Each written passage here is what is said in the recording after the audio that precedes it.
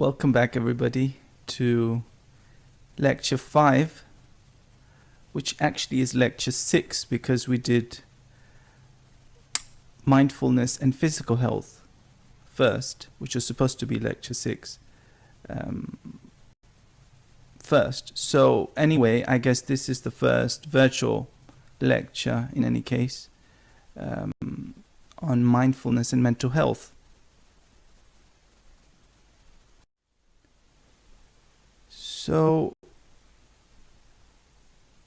the purpose of today's lecture is to give you an overview of some key studies that have been conducted in the area of dispositional mindfulness and psychological health outcomes, or you could call them mental health outcomes. Various tendencies related to mental health as tapped into using self-report methodology for the most part. So most of these studies that we'll look at today, of course, are by no means exhaustive of the literature, but I hope they are representative of the literature in general. They use mostly cross-sectional methodologies, correlational statistical techniques to explore the ways in which mindfulness, more specifically dispositional mindfulness, also known as trait mindfulness, is associated with various mental health outcomes. And of course, when we use the term outcomes, some people might get the impression that we are concluding that mindfulness causes these mental health benefits, as it were, or that these mental health tendencies are a direct result or an effect of mindfulness. But of course, that's not the case, because in these studies, there is no experimental manipulation. It's cross-sectional research, typically done using self-report questionnaires for the most part. So there's no way we can draw an inference of causality for these studies. However, as we'll see, there is some theory to suggest various potential mechanisms through which mindfulness may be facilitating, at least, if not directly causing, some of these mental health benefits. So we'll look at that, get a sense also, as this last bullet point here points to, get a sense of some of the limitations of using these methodologies, these measures, and for you guys to be able to critique the studies based on their methodology. So if we start with one of the most widely studied aspect of mental health, I guess generally in clinical psychology, but also within the area of mindfulness and mental health. We've had various studies pointing to some interesting relationships, interesting associations between mindfulness and depressive symptoms.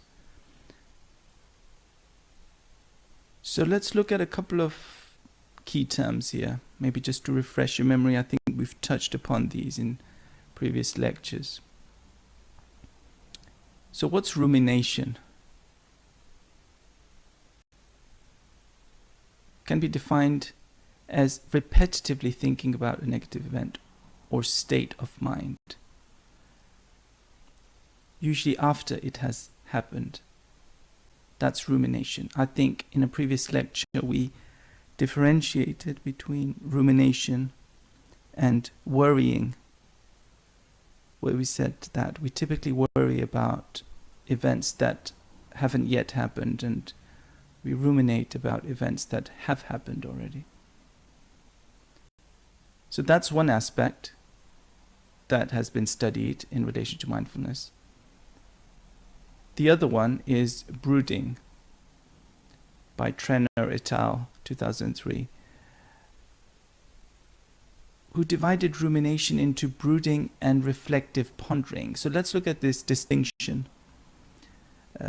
which the first one being brooding being passive comparison of one's current situation with some unachieved standard. Passive in the sense that it's not goal-oriented, it's not analytical or aimed to solve a problem. That's what's meant by passive here.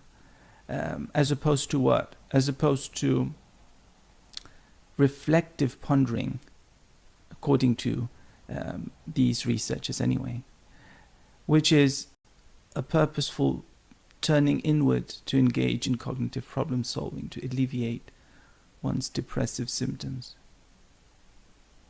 So purposeful, you could call it goal-oriented, call it constructive is another word to describe that approach. So you're actually trying to solve a problem using whatever cognitive, emotional, self-regulatory strategy that you have at your disposal. And so you might ask the question, why is this distinction important, brooding and reflective pondering? Well, maybe because one is less adaptive, even maladaptive, because it makes you feel worse. And the second one seems to be adaptive for the most part. Of course, there are gray areas, and if certain individuals spend too much time on either, maybe that's not adaptive, but generally that's how, in the clinical literature, often this distinction is made between adaptive and non-adaptive, or adaptive and maladaptive strategies, and Trenner et al. Present this distinction in their 2003 paper. So that's the distinction. So what's the relationship with mindfulness?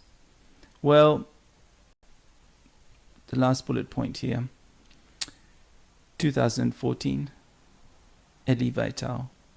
Found that brooding mediated the relationship between awareness and depressive symptoms. Okay, so let's break that down. Brooding mediated the relationship between awareness and depressive symptoms. So what that suggests is that on the one hand, you have high awareness or low awareness, and on the other hand, you have depressive symptoms, or you don't have them, or you have high levels of depressive symptoms, or you have low levels of depressive symptoms. What's in the middle? In the middle, you have brooding, because that's what mediation means. Mediation means that the variable constitutes the mechanism through which something happens. So what's happening here? Well, what's happening here potentially is that your level of awareness will predict through brooding whether you get depressive symptoms or not. I know this may sound a bit complicated, and it might take you a while to get your head around how these mediation models work. But one way to do it is to draw three levels. You can make a model where you can draw three variables on a line, and you can say from awareness, pointing an arrow to brooding, and then pointing another arrow from brooding to depressive symptoms.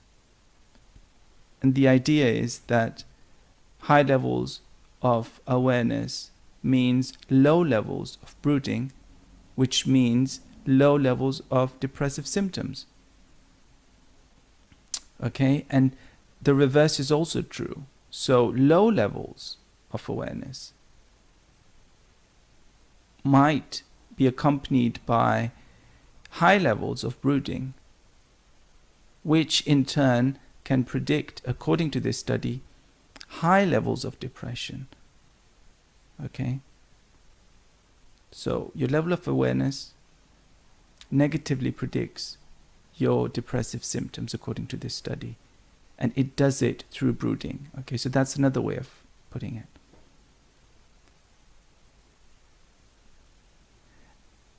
The second point here, the last bullet point, is as well as the relationship between accepting without judgment and depressive symptoms. So brooding also mediated the relationship between accepting without judgment and depressive symptoms. So again, just like with awareness, if you have high levels of accepting without judgment, you have low depressive symptoms. And the authors argue that it's through brooding that this happens. So if you have a high level of acceptance without judgment, you're not spending as much time brooding. You're not spending as much time passively comparing your current situation with some ideal. And as a result, you have lower levels of depressive symptoms. And again, the reverse is true, where if you don't have high levels of acceptance, then you're more likely, according to this study, to be brooding more, engaging more in brooding.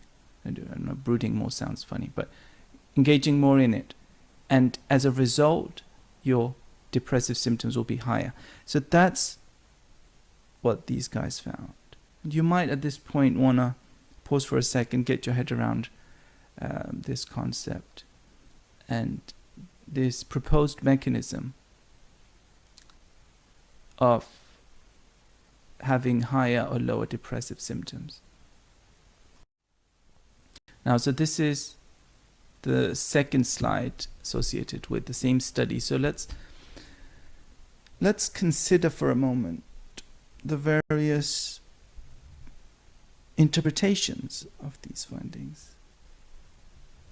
Well, before we can do that, maybe we need to first realize, of course you could, I encourage you, not only do I encourage you to read the paper, but I think it's probably essential that you read the article to understand all the details. But just to give an overview here, how did they measure mindfulness is one question you might be asking.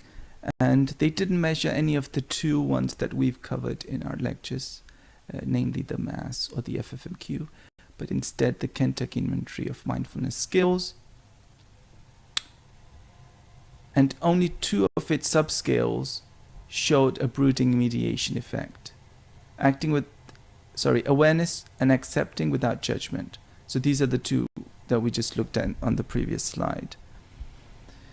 And so both of them were, as we said, negatively associated with, or correlated, you can use either, with depressive symptoms. And which in itself I think is interesting, but maybe even more so because brooding in their analysis seemed to mediate the effect.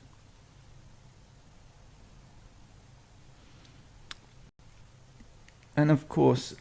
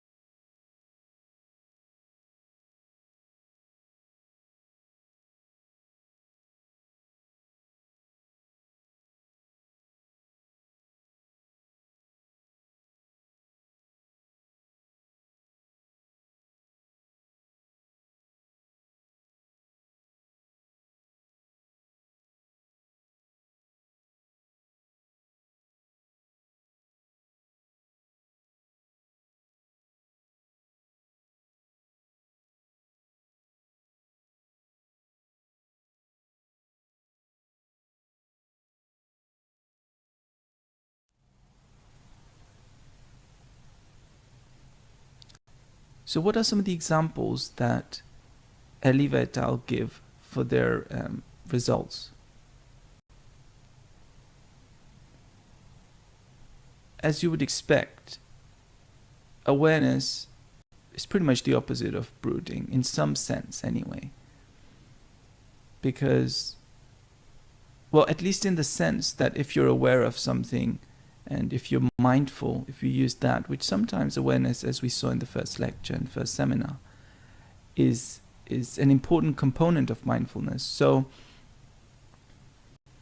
when you're aware of the present moment, you are not thinking about what could have been or what was or what wasn't or what might be, but you're more occupied with the present sensations and reality as it exists. And so those who are more aware are less likely to ruminate, and therefore their depressive symptoms might be lower. Makes sense. I think it's fairly intuitive.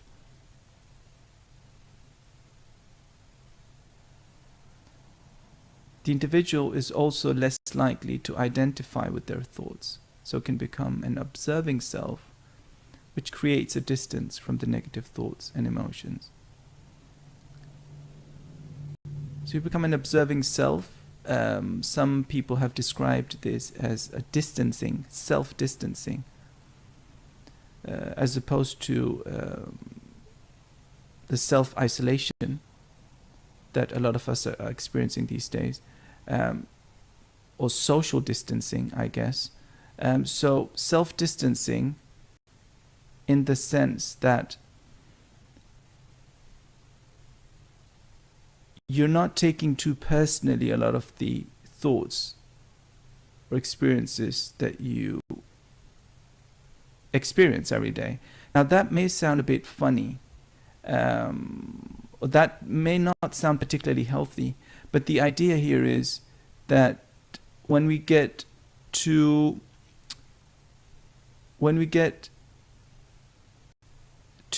intimate emotionally with some of our negative thoughts, if we identify with them too intimately, as it were, that creates a negative effect often, because it affects, and you might ask the question, why is that a problem? Some have argued that it's a problem because it affects your overall self-esteem, your self-worth, your self-concept, and it reduces all of these. That's not particularly healthy. We'd like to maintain a high self-esteem most of the time. Well, all the time, actually. Sometimes we are using more strategies to maintain it than at other times when we're less vulnerable. But so that's this self-distancing is a tendency that particularly those who have high scores on non-judgment tend to show. And then the final bullet point here, accepting without judgment reduces the cognitive and emotional struggles that the individual has with their observations, and are therefore less likely to blame themselves for the events in their lives.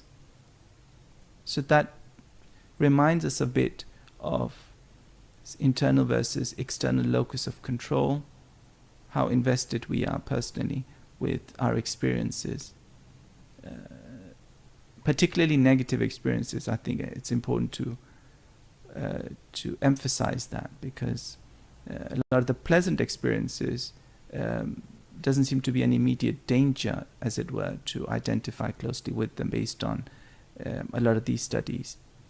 So mainly within this mental health literature or clinical psychology literature, as one would expect, the focus is on negative experiences more than positive experiences. So those might be an exception.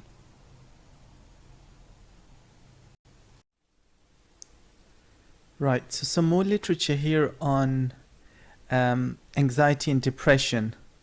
this time. So there is this sensory processing sensitivity hypothesis, or SPS, which is a very relevant construct for when studying anxiety, depression, and psychological health generally.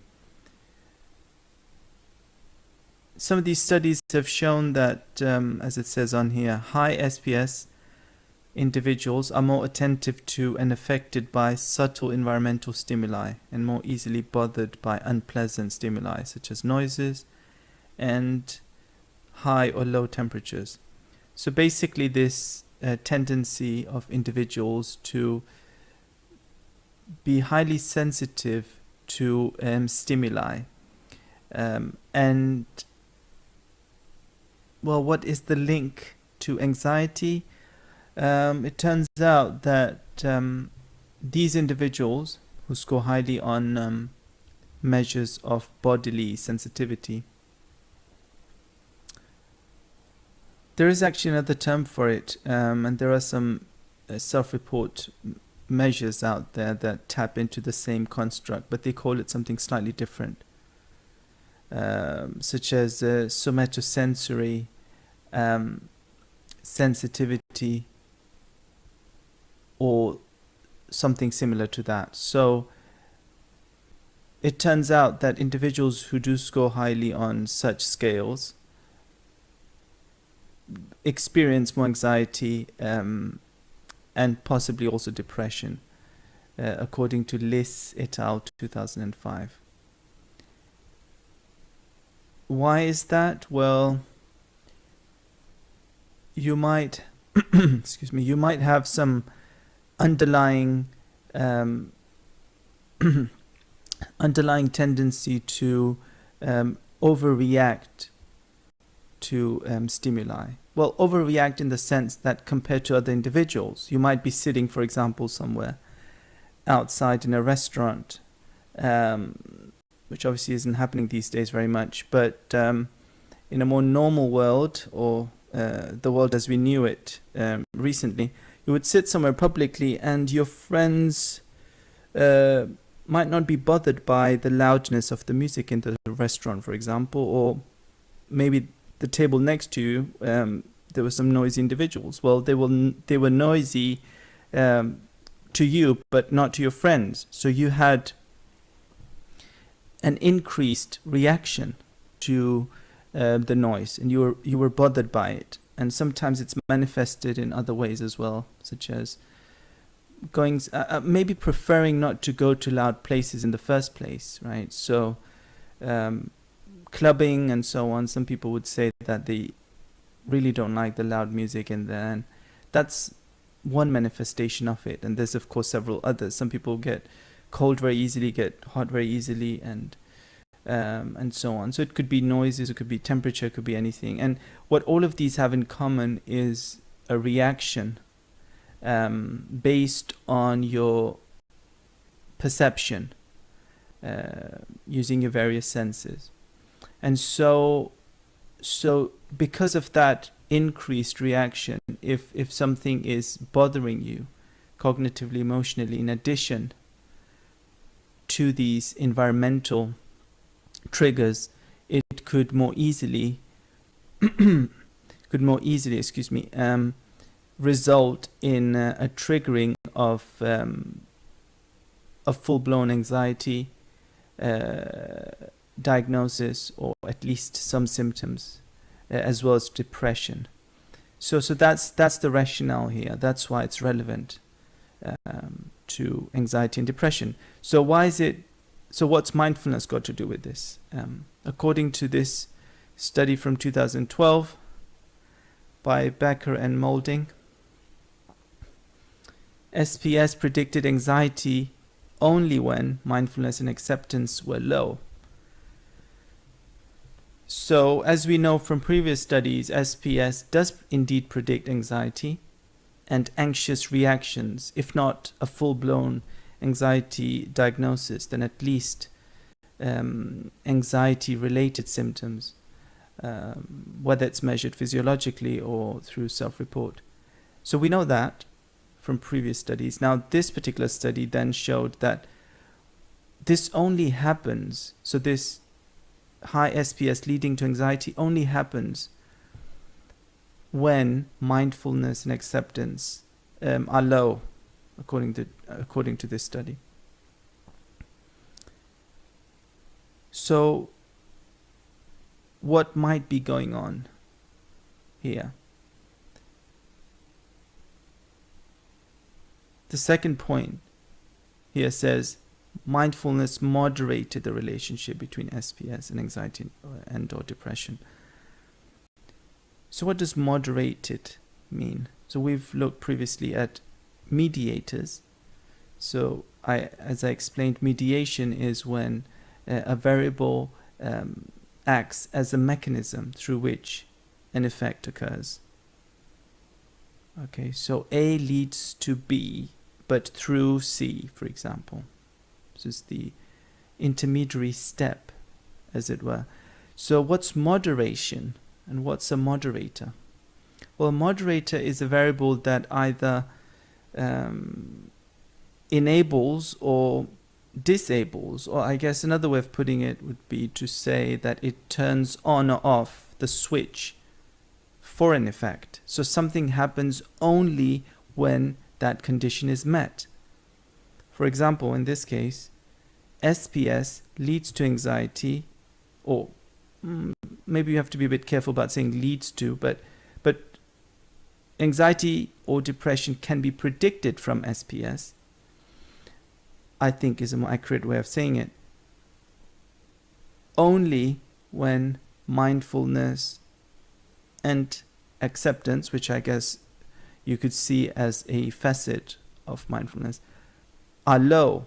So when mindfulness is low, SPS predicts anxiety and or depression in the individuals. So mindfulness here is that on or off switch. If you have high mindfulness, you turn it off. So you turn that relationship off between SPS and anxiety depression. If you have a low mindfulness, you turn it on. So it's a bit simplistic put like this, because there could be hundreds, and there would be hundreds of other factors influencing this relationship between SPS and anxiety, but mindfulness is a significant one. It's a statistically reliably significant one, according to this study anyway. So that's the relevance. So that's what moderation is. Something happens only when a condition is met, only when something is high or low. There are several other examples from clinical psychology where an effect occurs only under certain conditions.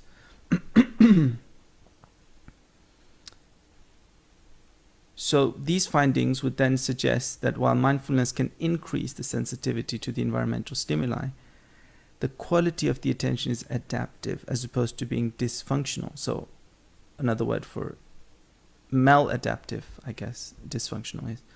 So, because again, you might be wondering, isn't mindfulness supposed to make you more sensitive to the stimuli in the environment and more in tune with the sounds around you, the noises or whatever, or the temperature? Yes, that's right. It's one of the things that awareness does. It brings you more in touch with your senses. But maybe the question here is, how does that sensitivity work? Is it going to be one of acceptance, or is it going to be one that is going to bother you? And if it's going to be the latter one, then it's more likely to elicit or trigger an anxious reaction. But studies do indicate that the mindfulness facet of non-judgmental awareness is a more adaptive one. So, as the final bullet point on this slide says, well, maybe that acceptance or the attitude towards these stimuli, whether you're sensitive to them or not, is crucial. So it's not just a question of you being sensitive or not, it's a question of how you react to that sensitivity. How I mean, again, we could use the word judgmental. How judgmental are you of these, this really annoying noise or whatever? Or are you just going to say, well, I don't know. I don't know whether it's annoying or not. It's just, I just see it as a stimulus. So in a more neutral interpretation of it.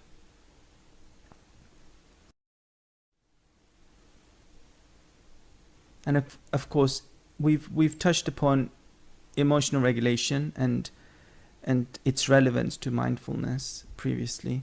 And so here emerges emotional intelligence, which is, of course, a highly popularly studied topic within psychology, and particularly within social and cognitive psychology, as well as the intelligence literature, I guess. So stress in itself reduces psychological health, but is also a contributor to triggering anxiety and depression. Of course, right? So now we move on to stress as an element of psychological health or mental health. So Bao et al. 2015 investigated the relationship between mindfulness, emotional intelligence, and stress. Okay, so what did they find? Mindfulness was positively associated with emotional intelligence and negatively with self-reported stress. Again, probably not anything too surprising here. That's pretty much what you would expect. The regulation and use of emotions facets of the IE scale acted as the mediators of the association between mindfulness and stress. And now again, we're back to the mediation model. So we're looking at what happens in between mindfulness and stress. Or maybe to put it more clearly, or at least attempting to put it more clearly, I would say high mindfulness or low mindfulness, high stress or low stress, okay? So if you have high mindfulness, you have low stress. If you have low mindfulness, you have high stress, according to these studies. But the question is, what is in between? What is it about high mindfulness that leads to low stress? What is it about low mindfulness that leads to high stress, right? So that in between, the mediation is what they explored in this study.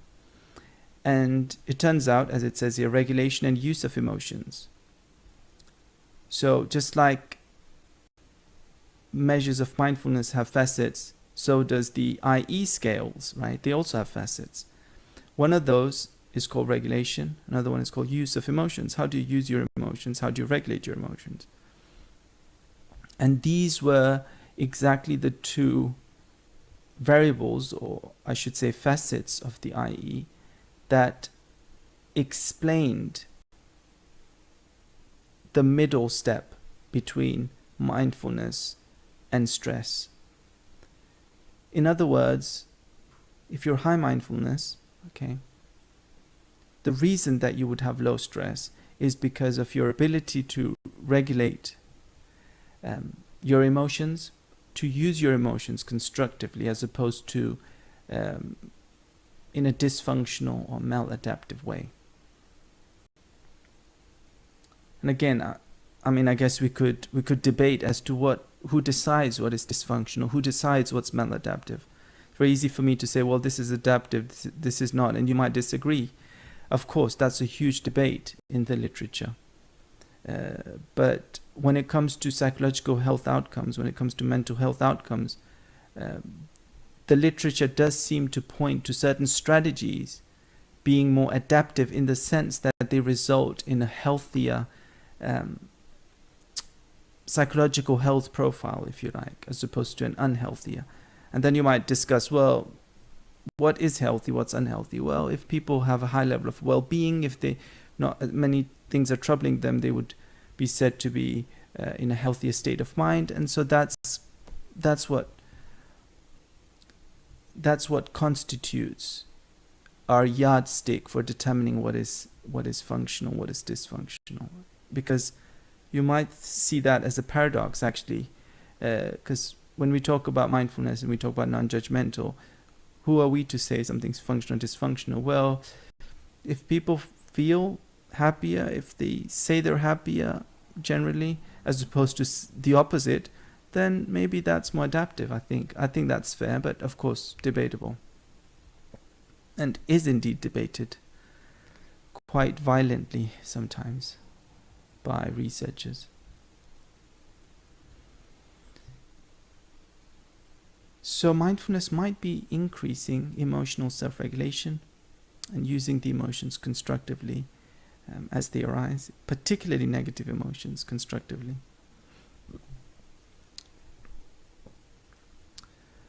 Emotion regulation might take the form of a cognitive reappraisal, reducing reactance to certain emotions, and behavioral modifications that reduce the likelihood of facing certain unpleasant emotions. So again, that makes sense, that the whole point of regulating our emotions is to feel, well, we have to be a bit careful. I don't want to say the point of emotional regulation is to feel better. Sometimes it is to feel better. Sometimes it's actually not to feel better. Sometimes we use emotional regulation in very counterintuitive ways to feel worse about ourselves so that we can get some work done. So sometimes you actually don't want to feel great, you want to feel bad so that you have enough guilt to actually start revising for the exam or whatever the case might be, right? So I'm not going to say that emotional regulation is necessarily always in the positive direction, but at least it's in the direction that you wanna push yourself. Typically, of course, there are some very interesting, unexpected manifestations also of emotional regulation. I'm not going to go into that now, but maybe it's something you'll encounter in the literature as you explore it in your own time. And so, cognitive reappraisal, what is that? That's actually a key component of a lot of psychological therapies as well, including CBT, where certain ways of interpreting the world are changed, or you could say reappraised, reevaluated, in a direction that leads to less discomfort, discontentment, stress, and so on, right? So we're trying to reduce these negative emotions in our daily lives, and we do that using a number of strategies. Cognitive reappraisal is one of them, of course, and this literature, at least these couple of studies, do point in the direction of mindfulness being somehow linked with the use of these strategies. And when I say somehow, sounds very vague, but it seems like it is positively associated with these adaptive strategies as opposed to negatively associated.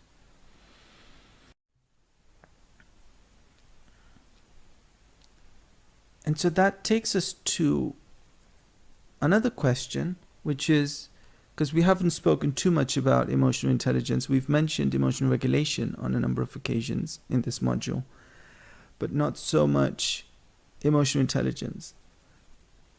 And so what's the link between mindfulness and emotional intelligence? What kind of relationship are we expecting between these?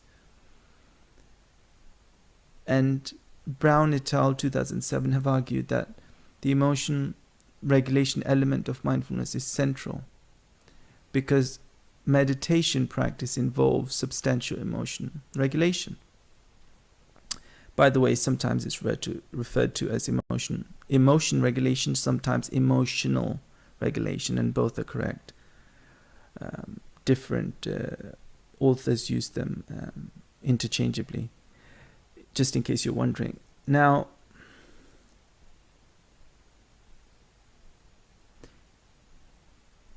the emotional regulation element of mindfulness is central because meditation practice involves substantial elements of it.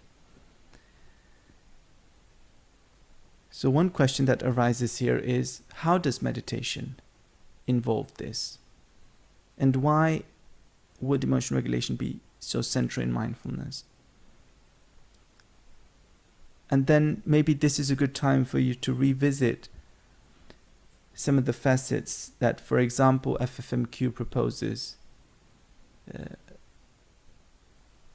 and think about which ones of those would be particularly conducive to or linked to emotional regulation and even cognitive reappraisal. And then also what happens during meditation. I've mentioned it a few times during our meditation sessions, maybe worth recapping that now, or at least briefly mentioning it, is so when individuals meditate, typically what happens in most of us, there might be some rare exceptions, but mostly what happens is that the mind wanders off somewhere, which it's supposed not to during meditation. We're supposed to be focused, but yet it happens, and for whatever reason, and so we bring it back, and as we do that continuously, repetitively, in each session, we have to deal with how our mind reacts to the mind wandering off. Okay? So what's your reaction when your mind wanders off and then you bring it back gently? And of course we want to bring it back gently. We don't want to be telling off our own mind. We want to take it easy, be accepting, be non-judgmental, and say, well, the mind wanders off, that's what it does. Just going to gently bring it back, and hopefully it will stay, and then goes off again, we bring it back. Now this repetitive practicing, this resistance training, you could say, is very closely linked, I think, to emotion regulation, because you're practicing not reacting to something that most of us would react to, this frustration, right, of the mind going off somewhere. It's not really supposed to, it's not the time to be planning my dinner while I sit and meditate, yet it goes off, right? And it's very frustrating because we don't like our mind to be solving problems about something irrelevant when we're doing something completely different. So that frustration is theoretically that's being controlled as you meditate. And so and if you do that regularly, you could argue that your emotion regulation ability is being trained each time you sit and meditate. And that's why Brown et al., so coming back, that's why they argue that it's central. The emotion regulation is central in mindfulness. And then in individuals who do not practice meditation but are naturally higher in dispositional mindfulness, there is likely to be a natural tendency to engage in constructive emotion regulation. Because then you could argue, well, what about those who don't meditate, who just generally higher on mindfulness? Well, that's your answer right there.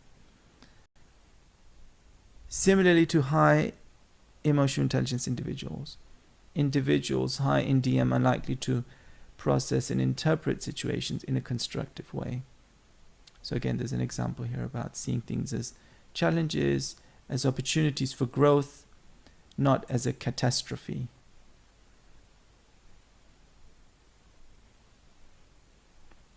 I think I mentioned that in the last lecture on mindfulness and physical health, where we mentioned catastrophizing as a tendency of some individuals, and that tends to be related positively with a lot of negative physical symptoms.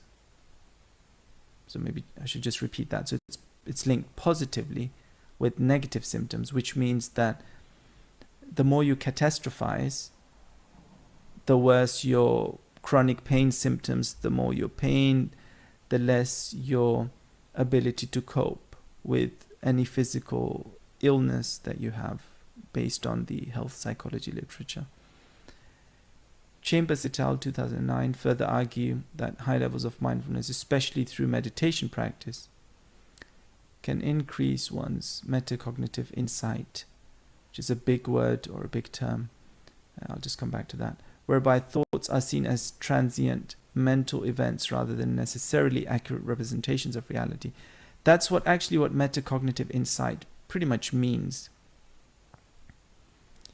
Meta means from above or over, and cognitive, obviously, insight. So you're looking at your thoughts from above, in a sense. Not to suggest that you're going to have an out-of-body experience as you do this, but in the sense that I'm thinking about my thinking. That's metacognition, right? Thinking about your thinking.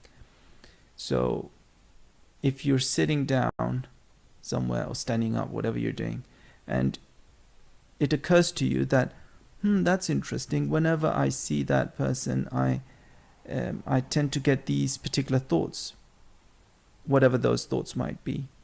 So now you're thinking about your thinking. That's metacognition. And so meditation practice is, as previous studies have also shown, including this one by Chambers, is that it does seem to be related to higher levels of metacognitive insights, which isn't surprising because you do become more sensitive to what your mind is up to, and then you become more aware of its tendencies, its propensities, its patterns of reaction to the world.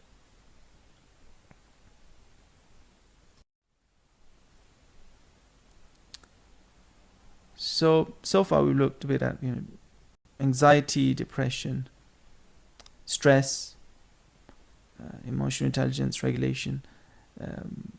Most of these studies have, of course, used self-report questionnaires to look at associations and then come up with multiple regression models to predict one from another, and then maybe having a moderator or mediator to explain when something happens and how it happens. So when it happens is moderation, how it happens is mediation. We've looked at that. So now we come to the biological aspects more, maybe the brain, because you could play the devil's advocate, or you could be the skeptic who says that, well, these are all self-report questionnaires, and how do we know that they're tapping into something real, whatever real means, or maybe biological, or maybe objective. And so Farb et al., 2007, showed distinct neural correlates of two types of self-reference: narrative focus versus experiential. So neural correlates, what does that mean? It means that different areas in the brain seem to be associated with different ways of referring to oneself, or different ways of focusing about one's experience. And what's that got to do with mindfulness? We'll come to that in a minute. What are the two types of focuses? Narrative represents monitoring of enduring self-relevant traits through linking subjective experiences to the stable concept of the self and to rumination, linked with the medial prefrontal cortex. Okay, that's the narrative one. What's the experiential one? Represents monitoring of momentary experience. So see, the distinction here is the momentary versus these enduring traits and this identity, this approach of saying, oh, this is me, this is who I am. And it fits because the top one is associated with neural areas that are also associated with trait memory and self-knowledge, which makes sense because the narrative focus is about us as individuals. It's about our identities. It's about our self-concept. Whereas the second one, experiential focus, is more about what goes on in a given moment, not necessarily so much about how does that fit with who I am and my goals and my life and my autobiography and all that kind of stuff.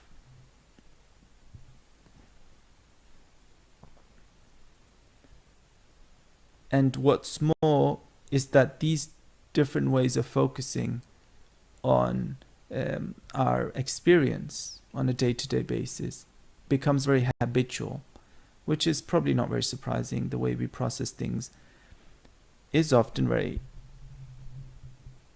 habitual. We get into habits about observing things and interpreting things, and we tend to stick with those habits. And so these habits become very hardwired, I guess you could say, in the brain, and are automatically triggered.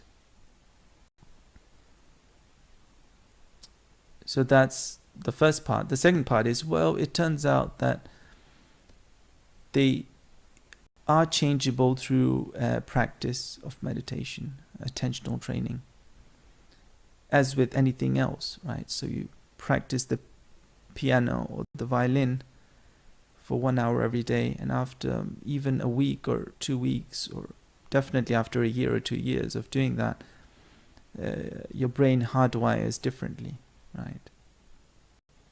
And so the same is the case with shifting the way you focus on your experience. And of course, mindfulness is relevant here because it focuses on the experiential aspect more than the narrative one. So we spoke earlier about, or I spoke, I should say earlier about self-distancing, and here we mentioned the concept of metacognition. And so these are characteristic of mindfulness,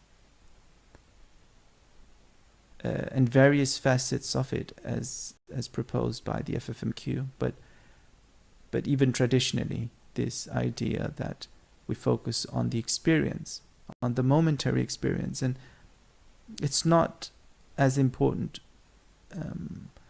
how we link the experience to our identities, and that's where the self-distancing comes in, that we look at the bigger picture,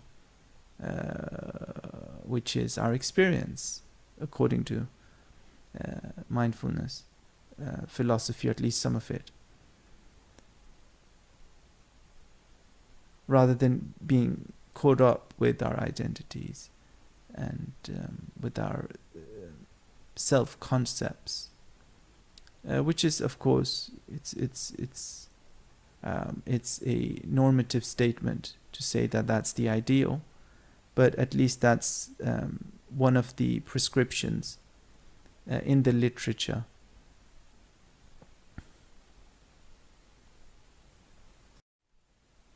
But I guess the good news there would be that the brain is very plastic, and so are our cognitive habits, our emotional reactions to things, and we are actually quite flexible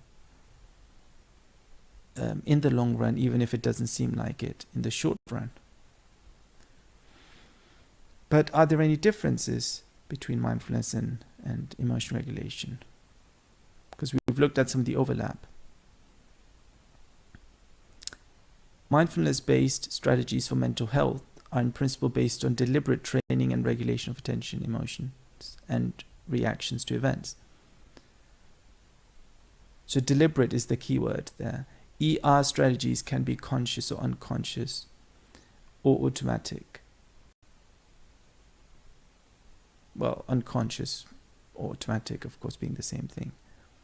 Well, the same thing, yeah, pretty much, at least for this purpose.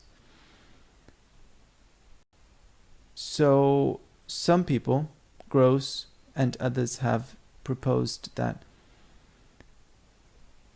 mindfulness strategies tend to be more deliberate, whereas ER strategies don't need to. They can be deliberate, but they could also be automatic, at least after you've practiced them for a while. So an example here. One might not realize how one motivates oneself by unconsciously seeking out criticism in order to perform better. That's kind of what I hinted at earlier when I said that self-regulation is not always feeling better about yourself or feeling more positive emotions and feeling happy all the time. But sometimes emotion regulation is also making yourself feel worse so that you can perform better.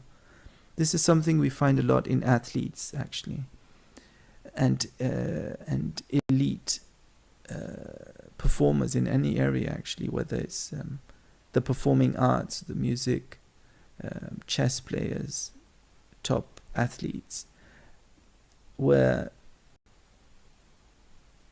the emotional regulation can sometimes consist of consciously or unconsciously seeking out negative stimuli, or criticism, in this case, criticism about your ability from others, for example. So you seek out criticism from others, for example, in the form of asking people, what do you think I'm not very good at, or provoking them to say things that are unflattering to you, but then using that frustration or that insult even can get a bit ugly sometimes, especially in the top athletic areas.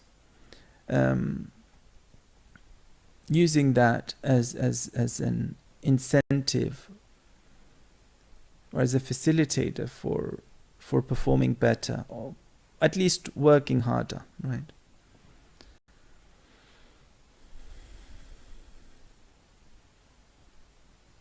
And so that could work consciously or unconsciously.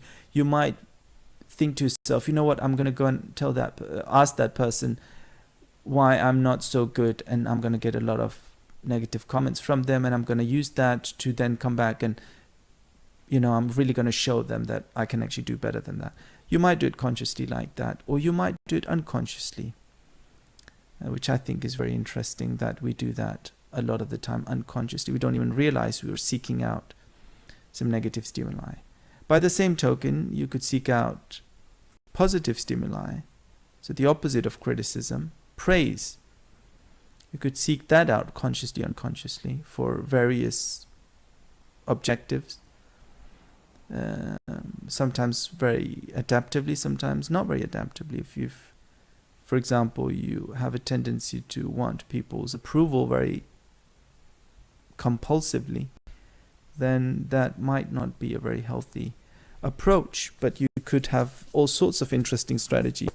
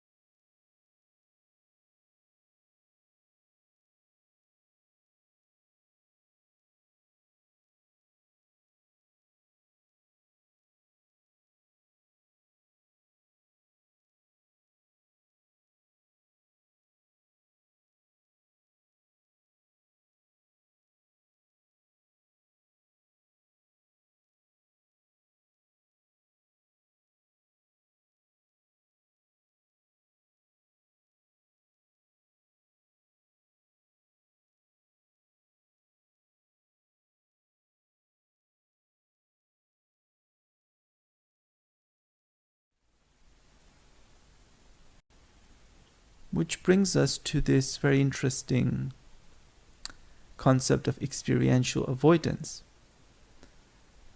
which I'm suspecting most of you, probably all of you, haven't come across so far in the course. So what is it? It can be defined as the tendency to suppress thoughts and feelings that make one feel uncomfortable. So what's the key word here? Well, one of them, I think, is suppress, which suggests that it might not be very healthy. As in, experiential avoidance might not be a very healthy thing for our mental well-being, for our mental health, for our psychological health, because we're suppressing certain elements, and very likely they will resurface at some point with various emotional cognitive consequences, very likely. So Hayes 2003 has proposed that experiential avoidance, or EA, plays a crucial role in triggering or causing mental health problems. Again, I don't think that's very surprising or needs further explanation. But when things get interesting, maybe, is the third point here, is mindfulness is the opposite of avoidance. Well, it could be the opposite of avoidance. Approaching and accepting all sensations, thoughts and feelings without labeling them qualitatively. So I'm not saying necessarily that that feeling is really bad or that feeling is really good, but accepting these sensations as they arise. So this is pretty much the non-judgmental facet of mindfulness.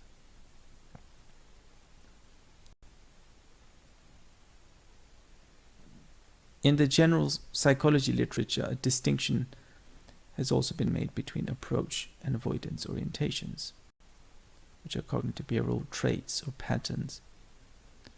I think I've mentioned this previously. I'll just briefly mention it again.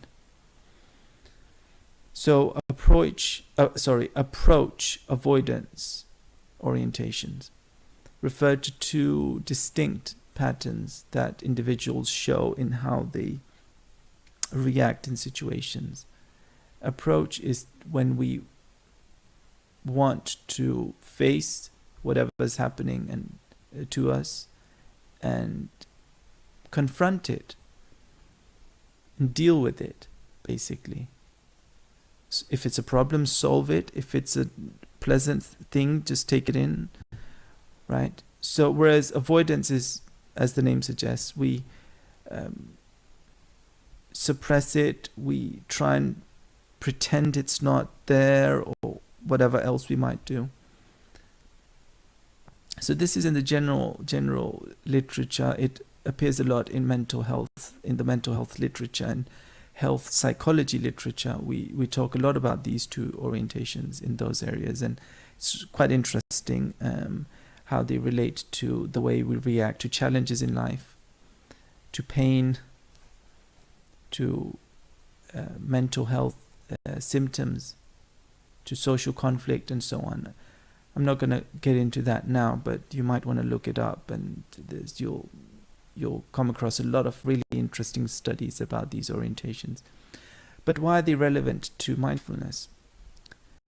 Well, successful emotion regulation is also characterized by modifying dysfunctional reactions, which actually is another term for what?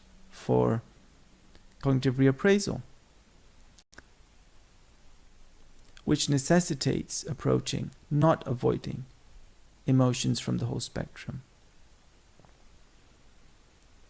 So, as I said earlier on, suppression is not a good sign in terms of long-term mental health and physical health outcomes. So we want to accept things, we don't want to suppress things. It turns out, again, this is not my opinion, it's what seems to be the prevalent theme in the literature on experiential avoidance. So if you search for experiential avoidance in PsycInfo, you'll find hundreds of papers hundreds of articles, you'll see the common theme is that it tends not to be associated with positive mental health outcomes. So that's why we're saying, well, we'd rather not suppress things. But then again, there might be exceptions, cases where suppressing might have short-term benefits to health even. It's not inconceivable that that could happen. It therefore seems that mindfulness and ER act as buffers against poor mental health through their adaptive responses to emotions. So again, that's the word again, adaptive, as opposed to maladaptive or dysfunctional. And again, who are we to say what is adaptive or non-adaptive? Well, we let the people do the talking, and we let the people express their state of mind. And if they're happy with it and we're happy with it, everybody else is happy with it, it's probably adaptive. If they're not happy with it, their friends and family are not happy with it, and they're showing a lot of poor biological markers, then it's probably not a good thing.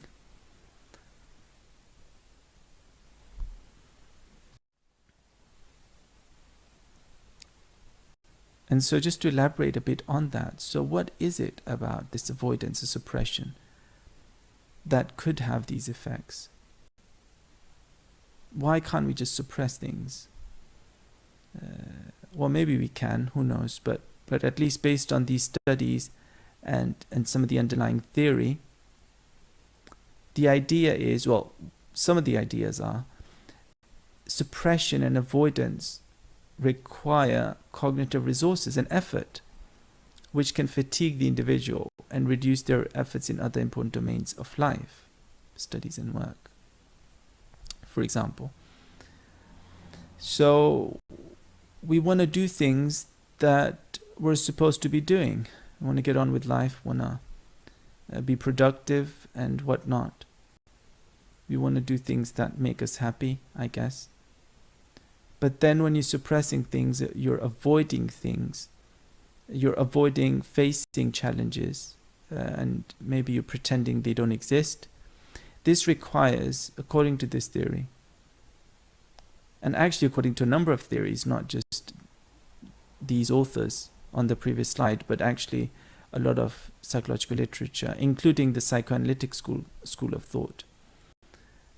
So you had Freud popularized the different defense mechanisms, right? So, and they're not supposed to be healthy. They might work in the short run, but in the long run, maybe not, according to his theory and many others.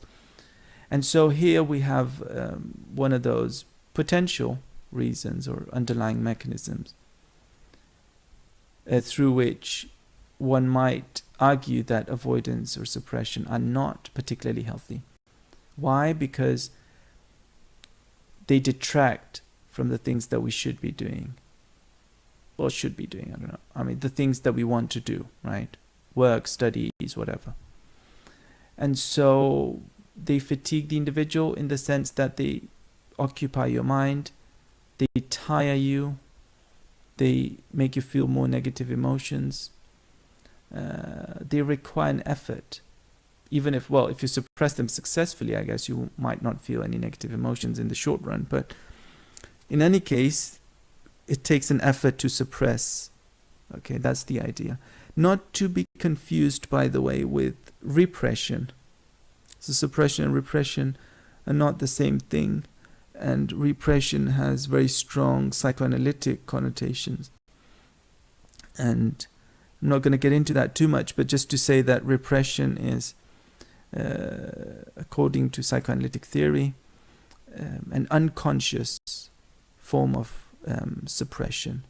You don't realize you're doing it. Whereas suppression here is not necessarily unconscious, and it's this active attempt to brush things under the carpet, as it were. That's the whole point, because when you do it consciously, that's when it requires cognitive resources and effort, as it says on here. If you do it unconsciously, it tends not to require much effort, if any. The second bullet point. can perpetuate negative responses to certain situations. So if you keep avoiding certain challenges, you're not going to develop in those areas. So most of us have a fear of public speaking. So by far most of us have it. Not everybody realizes that most of us have it. So they think that it's just them, that other people don't have it to the same extent. But it turns out that most of us have it, and some of us consider it our worst fear, actually. And some people joke about some studies that show that our fear of public speaking is worse or stronger, more intense than our fear of death, apparently. So people rated the fear of public speaking as higher than their fear of death. There was some surveys published at some point, and so people joke a bit about that, saying that it's such a strong fear that most of us have it, and some of us have it very extremely. And some of us used to have it, and then we do a lot of talking and we get rid of it, such as us lecturers. We had it, I had it, fear of public speaking. And so the idea here being that if you keep avoiding it, you're never gonna get out of that situation. You're always gonna have the fear. And the same for anything else, I guess. This is just one example, but you could relate it to anything. So if you avoid things, you're not gonna work through the problem. Or if you go and see a psychotherapist, you're not just gonna keep suppressing things. You have to talk about things and work through the problems if that's possible, even though that might be painful during the process.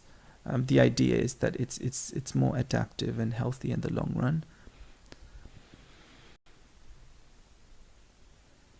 One might overestimate how certain feared events actually affect one's mind and body. So because you might be avoiding certain things that make you a bit uncomfortable, you start overestimating how bad they actually are. So again, for students, we use the example of giving a presentation, which most of us don't like doing. And some of us dread it more than others, of course. But the thing is, if you try and avoid it all the time, then your fear of it might be disproportionate and unrealistic relative to the actual experience. So once you actually do it, you feel, well, that actually wasn't that bad. It was bad, but it wasn't that bad, right? So you become more realistic about the effect it has on you. Chronic procrastination, which a lot of people are guilty of, apparently. Because of course you want to keep avoiding the situation, you're going to keep procrastinating things. Whatever that particular event or behavior is.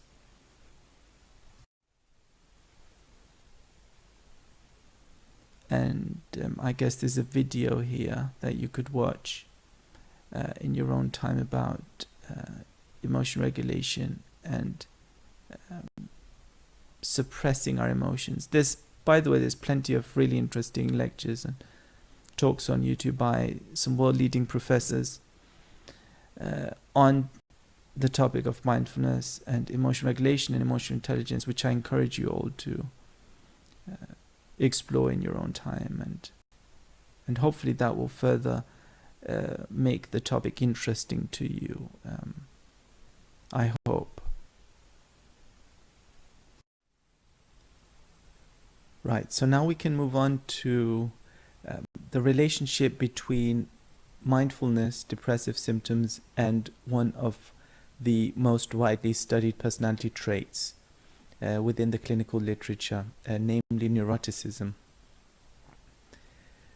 So what we know from the literature from beforehand is that neuroticism tends to predict depressive symptoms in individuals, generally speaking. However, when it comes to mindfulness, it seems to moderate this relationship. So according to Bahnhofer et al. 2011.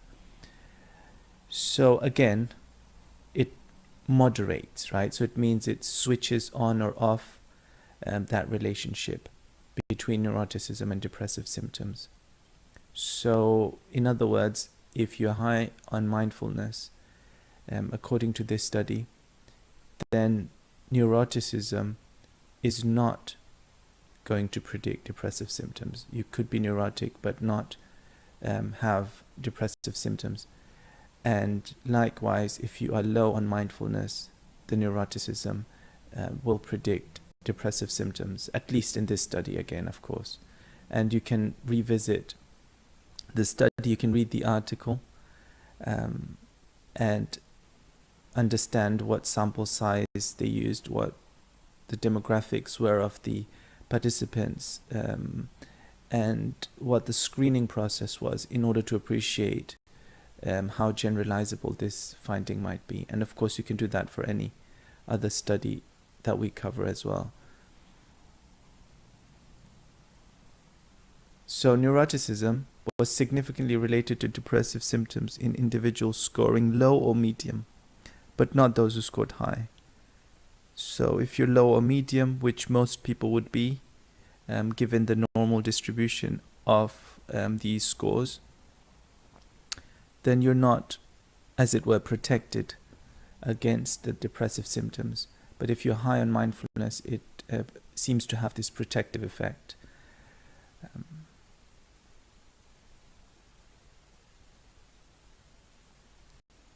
So high neurotics' tendency to be highly sensitive and emotionally volatile, which is pretty much the definition of neuroticism. It's this emotional volatility, these ups and downs, and being highly sensitive and reacting quite dramatically at times to things that other people wouldn't. Being stressed out fairly easily as well is another characteristic of high scores on neuroticism. So the idea is, if you have such an inclination naturally, then the consequences of that inclination could be cancelled out by dispositional mindfulness. Maybe through the virtue of awareness and acceptance, or maybe more generally. Now, they did further explore the effect by looking specifically at the various factors or the various facets or subscales, if you like, of the mindfulness measure that they used, which in this case was the FFMQ, which is my preferred measure of mindfulness for what it's worth, and last time I checked was the second most widely used measure of dispositional mindfulness. So they did use that, and they found that the describing facet of the FFMQ was the most predictive of the buffering effects of DM. So what does that mean? It means that, so if you go back to your FFMQ scale and you read those however many items of describing the scale has, then you'll get a sense of what that's tapping into. And the study found that this particular facet was the most predictive of these protective effects of DM when it comes to the relationship between neuroticism and depressive symptoms. That to me is a bit surprising. I have to say that they found that, and I'll let you think about why, or maybe why not, you would expect this, and to what extent it fits the theory. What is it about describing? Well, the final bullet point on this slide gives us a hint. It says describing relates to consciously note and label experiences, which has been shown to have therapeutic effects, according to Teasdale, 1999. Teasdale, by the way, is also quite active in the mindfulness research, but had a cognitive clinical background as well. So that's interesting. So if those FFMQ items relating to describing involve such habits as noting down, well, not necessarily writing it down, but consciously just noting, making a mental note of experiences is particularly distressing or stressful, I should say, experiences, labeling them has previously in the clinical literature shown to have therapeutic effects. And so if that's the case, then it fits with this finding now that mindfulness, the mindfulness facet of describing, might be helping these some of these or helping to keep away or keep at bay some of these depressive symptoms in neurotically inclined individuals.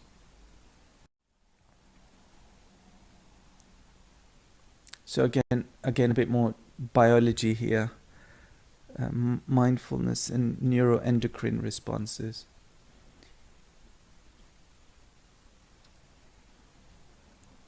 So there's a number of ways of measuring stress levels in individuals. Of course, you could use a number of scales that are in circulation about measuring it using self-report techniques. There's a number of scales of stress and anxiety and, of course, depression as well. So that's one way of tapping into it. But how confident can we be that they are accurate? Might people be unaware of some of the stress they're experiencing?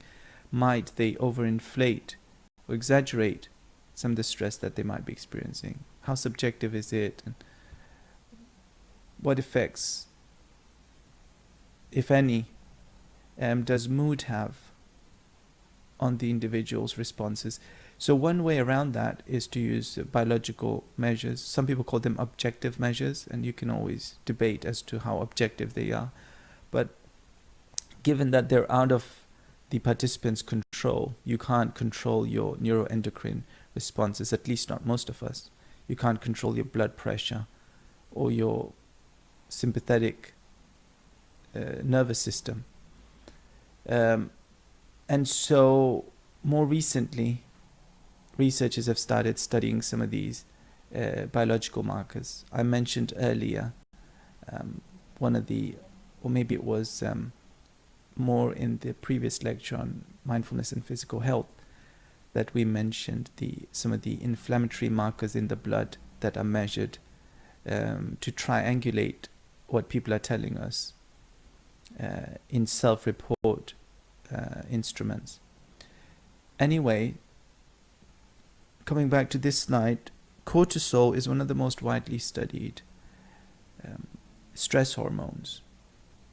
And it's very easily studied as well, so you can take a saliva sample from individuals, and it doesn't take very long in the lab to then establish the levels of cortisol. And it's typically done in various experiments where people are first relaxed and you take their cortisol levels, and then you get them to do something stressful, like giving a presentation in front of somebody or watching a video that's very disturbing, for example, or whatever the case might be, or going for a jog or whatever.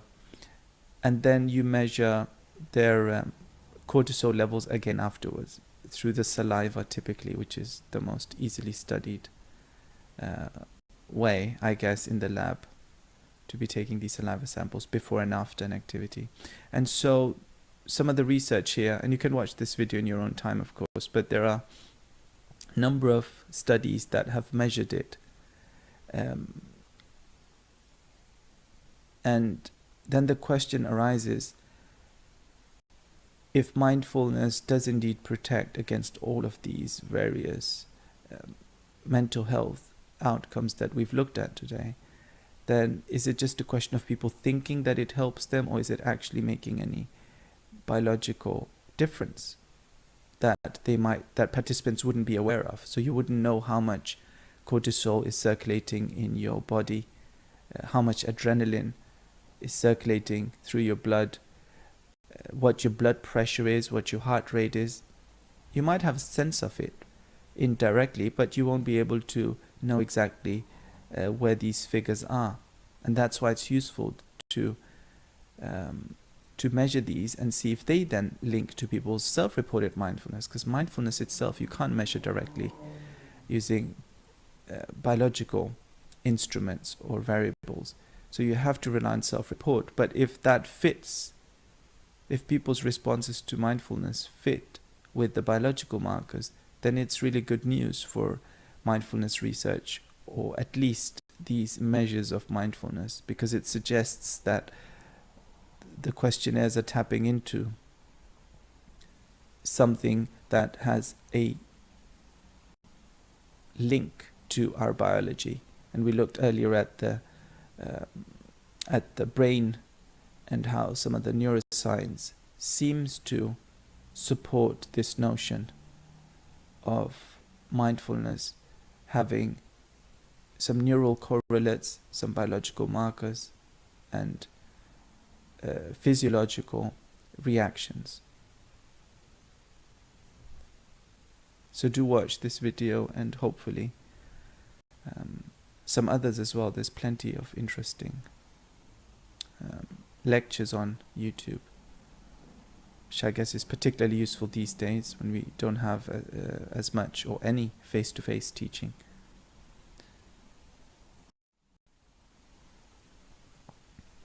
So what does the research say about this relationship between cortisol, mindfulness, and stress? So I hinted just now to some of the various ways in which in the lab you could measure stress. But there are also ways of inducing stress. And of course, it's not a very nice thing to be doing, to make people stress out in the lab, but it can be quite useful because it teaches us a lot about how people respond, what their body reacts like to these stimuli, and how they recover. So it's very useful in that sense. And so one way to do it is this TRIA social stress test, which is used quite widely, where this was what I was kind of hinting at earlier when I said you give a presentation in front of individuals or a camera, sometimes in this case some panel members. Then you have to do something that stresses out a lot of us, mathematical calculations. And then typically what happens when you ask people to do this is their cortisol levels go up. We know that because we measure them before and after. But then the question is mindfulness maybe useful in some way here in such situations? Well, it seems to be protective of some of the stress as measured through cortisol. So Brown et al. 2012 studied how participants reacted to the TSST, which is TRIA social stress test. But beforehand they measured mindfulness and of course some other variables as well, such as anxiety and fear of negative evaluation, which would be quite relevant in such situations, because if you have such fears or anxiety, your reaction would be stronger and your cortisol higher. They found that the higher the mindfulness levels, the lower the cortisol, even when controlling for the other variables that usually predict cortisol response, such as anxiety, fear, probably even neuroticism and other things that would make you more prone to be stressed out more. So this is pretty good news for the construct of mindfulness and its potential benefits to our physiology and to our mental life, mental health more generally. So what are some of the implications of some of these studies? Contrary to much of the mindfulness research that is self-report, this study added a more objective measure of reactions to stress. This is what I was just saying, that it's a triangulation, which means that various methods can be used to validate each other. So if you self-report, use cortisol measurements and use some other measure related to personality or behavioral observation to see how stressed people are. You can use all these methods with participants and then see if they fit. So what people are telling us is that in line with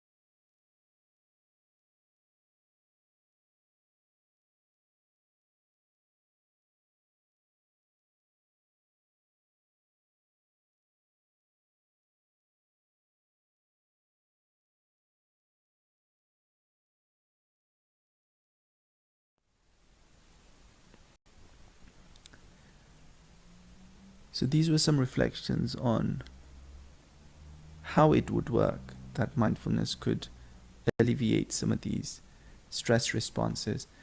But there is more. Shapiro et al. 2006 proposed a model to explain how mindfulness might mitigate a number of mental health conditions or even prevent them. They proposed that intention, attention, and attitude changes in mindfulness account for the observed effects.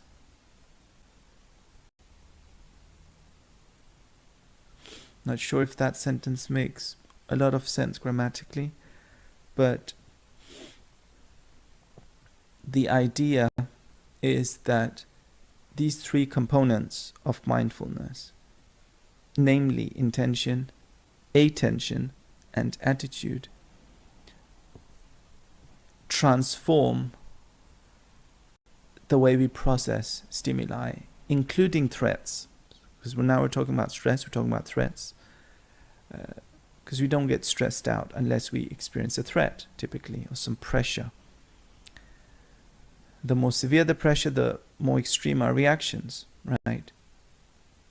And so if mindfulness changes the way we process information, which there's good reason to believe it does, as we've seen so far in this module. According to these authors, these three components, intention, attention, and attitude, play a key role in alleviating some of our reactions. The IAA, as it were.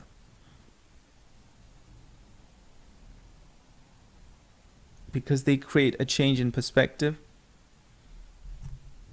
reperceiving. You could also call it cognitive reappraisal. It's a form of that, which is a meta-mechanism of cognitive emotion, action. So it's a strategy of handling our stimuli, environmental, internal, whatever their nature, in a more adaptive, strategic manner, so that it doesn't lead to negative outcomes as far as our well-being is concerned. Reperceiving is similar to decentering, and decentering is pretty much what we earlier on called self-distancing. We kind of take the bigger perspective. We look at the bigger picture. We don't get caught up in the details and our egos and our identities and self-concepts, but instead look at the bigger picture and realize that what's happening to us is not catastrophic as much as our minds make it appear to be. That's what decentering is. And you can go back to the paper to read much more. Well, you probably should do that anyway. Read in much more detail what these constructs mean and how they are theorized to work within mindfulness. De-automatization, of course, which is what we practice when we meditate. As we count, we are present with the numbers, with our breath, not multitasking, not planning our day or evening or our holidays, but spending our full cognitive resources, our attention, our awareness on the meditation technique, which helps us to de-automatize, running on autopilot all the time, that is, and detachment, distancing from our thoughts sometimes, which sounds a bit like dissociation, but it's not. That's not the idea here. It's not to dissociate, it's to take a distance, to look at the bigger picture. And I'm not going to get into a deeper psychological breakdown of that distinction here, but maybe you can do some extra homework just to ensure that you're clear on any distinctions, should they be relevant for any of your writing or thinking about this topic. 4 additional mechanisms that reperceiving leads to are self-regulation, values clarification, which is interesting, I think, cognitive, emotional, and behavioral flexibility, which sounds amazing, and exposure. We've already looked extensively at the overlap between self-regulation and mindfulness. But what about values clarification? Well, with increased insights, you're more likely to be clearer on what your values actually are, as opposed to what you might have been told they should be.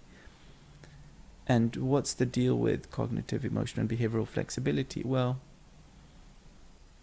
with a more relaxed attitude, less judgmental, knee-jerk reactions, you are more likely to exhibit a flexibility when it comes to, well, even if you don't exhibit it, at least experience it. When it comes to your cognitive, emotional, and behavioral reactions to stimuli.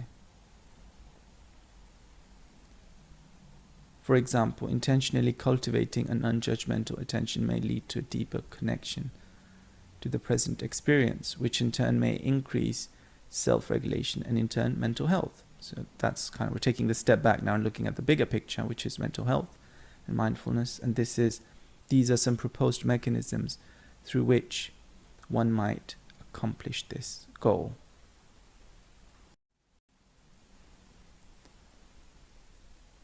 Of course, I do recommend you go back and read the article in full so that you understand Shapiro's arguments in their entirety, hopefully.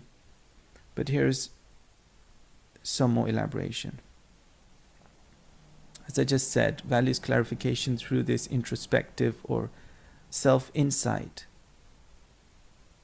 recognition of what one truly values. Intentional awareness helps us to make choices in line with our important needs, interests, and values. You make certain realizations, that is. Reperceiving may also increase our cognitive, emotional, and behavioral flexibility, and as such avoid maladaptive automaticity and reactivity. A lot of our reactions, it turns out, to things are not what we would like them to be, and we assume often that there's nothing we can do about it.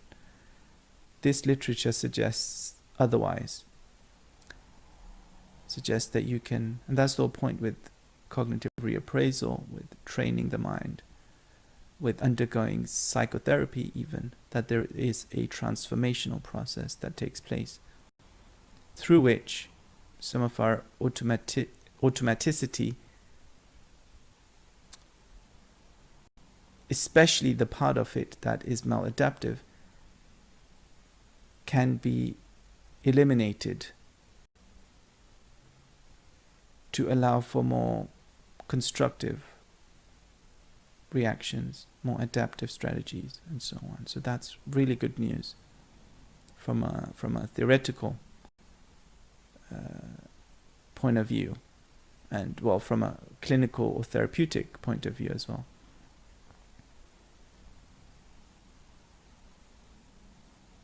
And of course, here at the end it says, mentions physical health, and it says, which we will talk about next week. But of course, because of the essay, we swapped the order, so we've already spoken about physical health. And you've got the slides for that. If you've got any questions, maybe you can ask me in the online seminar that we'll do on Wednesday. And here are some references, and